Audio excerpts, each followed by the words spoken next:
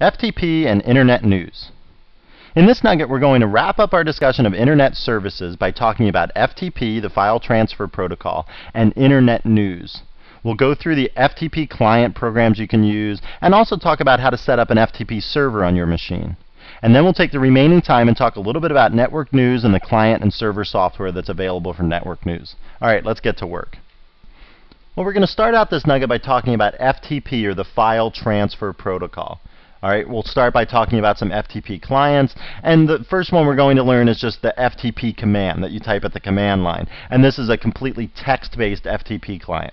Okay, but it's good to know this client because it's so ubiquitous. It's on all versions of Linux and Unix out there. There's even a basic FTP client just like the one that we're going to see today that's on Windows machines, okay, with basically the same set of commands. So it's good to learn this because it is so ubiquitous, and if you need to use FTP on any machine that you sit down in front of, this is probably going to help you out more than knowing some graphical one. We'll also look at the GNOME FTP program, which is a graphical client, and we'll look at how to use that. And you can drag and drop files and things, and it makes life a little bit easier. And some people like graphical clients, which is why we'll look at it. But definitely we're going to focus on this one because it is so ubiquitous. And then there are a variety of servers. So if you want to set up an FTP server on your machine, you have all sorts of choices. One of them is the VS-FTPD server, the Very Secure File Transfer Protocol daemon. There's Woo-FTPD, which is developed at Washington University in St. Louis, and there's Pro-FTPD. Okay, Woo-FTPD is actually the one that's shipped with Red Hat Linux 8.0 as the default FTP client. Since Red Hat Linux 8.0, Red Hat has switched over to make VS-FTP the default FTP server. Okay, so that's the one that we're going to focus on in this nugget so that we're sort of as up to date as we can be. The config files for VSFTPD are /etc vsftpd.conf, and then there's also a file /etc vsftpd.userlist.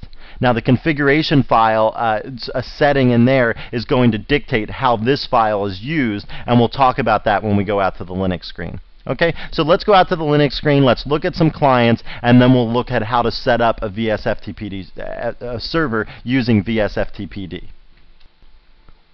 Okay, so let's start by looking at the FTP client that you get to just by typing FTP at the command line. Now you can either type here FTP followed by a particular FTP site that you want to get into, or you can just type FTP by itself, and then you're at the command line for the FTP program.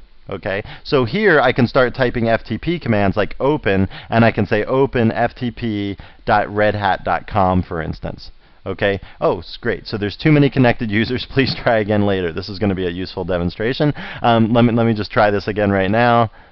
Okay, good. So it wasn't that many, too many connected users. It wasn't too far over the limit. Okay, so now what they're asking for is they're asking for my username. Okay, now this server is not set up to actually log me in as a user like Perry or something. What it's set up to do is log me in anonymously. All right, so here what you should type at this particular server is anonymous, okay, or if you don't feel like typing anonymous, you can just type FTP. Okay, so that's something. Now what you do here is you say, please specify the password. So historically, you would type in your email address as the password, but nobody checks the email address to determine if it's a valid email address or if it's in the right form or if it has an @ sign in it or whatever. You could probably just type enter here and you would get in. Let me just try it and see if it, yeah, see, so I just got in by just typing enter for the password. So I didn't even put a password in. There's no checking of those passwords done, and even if I did some checking, it would still be silly because somebody could type in like perry@junk.com or something, right? And it would be a real pain to verify all these email addresses that people typed in.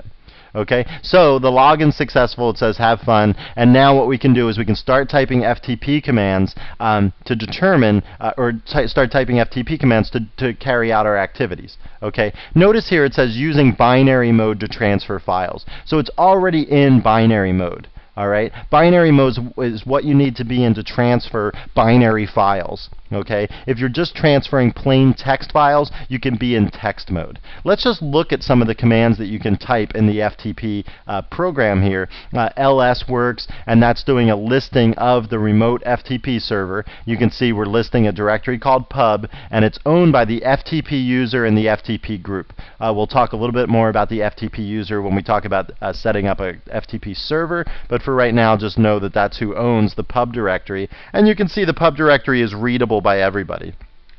So I can just go into the pub directory with a cd command, okay, do another listing, and now I see a few other directories in here, contrib, Red Hat, and up to date. Okay, again, all of these directories are owned by the FTP user. All right, so let's just look at the help command, and you can see stuff here as inn is. All right, well, it's time to wrap up our nugget on FTP and network news. We started by talking about some FTP clients. We looked at the text-based FTP program, and we also looked at the graphical FTP program called GNOME FTP. And this one I didn't even talk that much about because I thought the user interface was so intuitive that it's just easy to use right from the time that you open it up the first time. Okay. That being said, I think it's still valuable to learn the commands and be familiar with the text-based FTP program because it is so ubiquitous, and some version of this program is on practically every computer in the world that's out there. Okay. We talked about FTP servers. We set up a VS-FTPD server on our local Nugget machine, and we use that. This server, even though it's called the very secure FTPD server, is really not all that secure because still ultimately it's just FTP, and there's no encryption of passwords or anything going on. So you still need to be careful about how you set it up and how you allow access so that this doesn't become some sort of security hole. And we'll talk more about alternatives to this and things like that in the security nuggets that are coming up at the end of this series. And finally, we just talked briefly about Internet news. We talked about two of the programs that are out there, INN and LeafNode. And INN is like the full-service Internet news program that comes with Red Hat Linux. But if you just need a small local server for your particular domain that's not going to see a lot of traffic, probably LeafNode is a better alternative because it's so much easier to set up. Well, I hope you found this nugget informative. Thanks again for watching.